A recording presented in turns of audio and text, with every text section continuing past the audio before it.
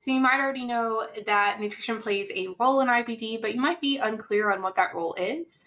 And you may have questions about stuff like, is the patterns that increase inflammation or risk of flare-up, are those specific to the person, or are there more well-established guidelines around that? So we got a question this week on that. So let's dive into that question specifically. In short, the quick answer in my mind is, uh, there are more well-established guidelines in research to go off of that have established what things that increase risk of flare-up and decrease risk of flare-up. And, when it comes to symptoms, they're more specific to the person. 100%. Because there's so many reasons why someone can have symptoms. Oh, there's so many reasons why. But I guess if we're talking more specifically around inflammation, we know that, what was it actually, in 2020, the IBD, which is the International Organization for Inflammatory Bowel Disease, reviewed the research, looked at what they found to be more problematic for people with IBD in those inflammatory food patterns. There was many options identified to be kind of proceed with caution around IBD. And we know that that is across the board the same for everyone with IBD. Yeah, more well established. And I think yes, with those guidelines, they're looking at a bunch of research. So they're looking at the research as a whole and analyzing that and looking at the quality of those studies. And I have to say, even after that study in 2020, there have been so many others that still reflects similar things, like around emulsifiers, for example. That's been a kind of hot topic coming out in research lately about the top 3 in IBD that you want to make sure that you're limiting in the diet, because we do know that they play a big role in sort of changing the gut environment and the gut barrier and all that, and they could perpetuate flare-ups in IBD. Yes, I think there are more well-established guidelines when it comes to like the inflammatory side. But I think where it gets confusing for people is just there's a little bit of disconnect. It's like disorienting if you're like, well, this food caused me symptoms, but it's actually helpful for me, or this food I don't get symptoms with, but it's actually increasing my risk. I think that part can be disorienting for people, or a little bit feel disconnected. It can be difficult because, much like we've discussed, you can be inflamed and have all the symptoms from whatever the heck you eat, and you can be inflamed and have no symptoms. So it's not like we're always talking about symptoms here. Yeah, and I think maybe where it's disconnecting too is that I think a lot of times we're told, listen to our body. Yes. Listen to our gut feelings, the name of our podcast. It's like we're told a lot of that, and there's a lot of value in it still. It's not like it takes away from that value, but it just can be disorienting for people to think about listening to your body, but then you have this inflamed gut that's not tolerating anything. And so it can be a weird situation. But I kind of see it more, and I've started to talk about it in this way more in the last year, of like, if you are very symptomatic with a lot of things, it's more of like an invitation to work a little on that, to support your microbiome. And maybe it's a sign that your microbiome needs a little bit of support and a little bit of love, that, giving your gut some nourishment to really help the microbes that we want to thrive really thrive. So I kind of see it more as an invitation rather than something to fix all the time, but more of a sign maybe your body needs a little bit of support. Yeah. And are we wanting to talk about symptom triggers as well? Yeah, we could dive into that. And honestly, symptom triggers we could talk about for hours, couldn't we?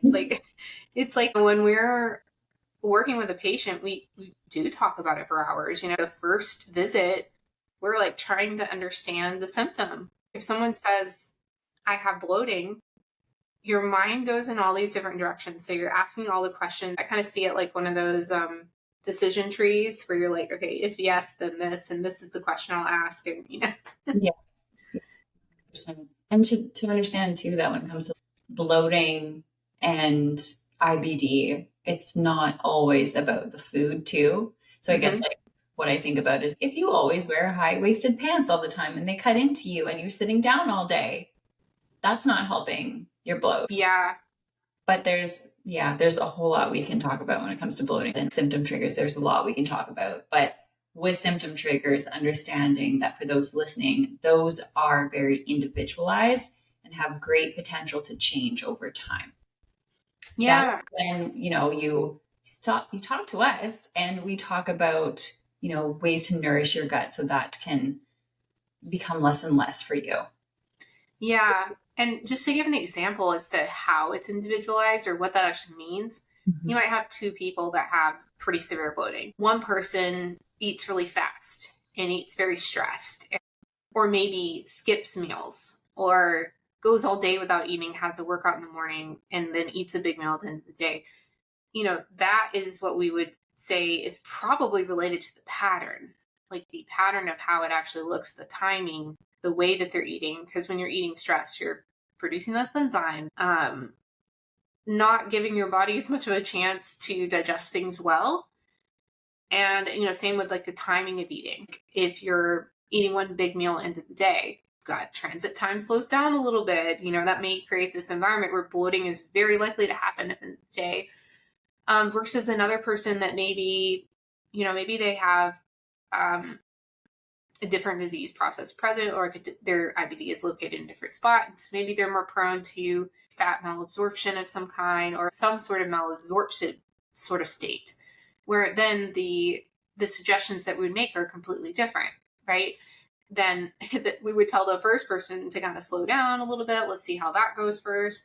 Versus someone who's malabsorbing something, then we may want to give tools around how to help and aid with that.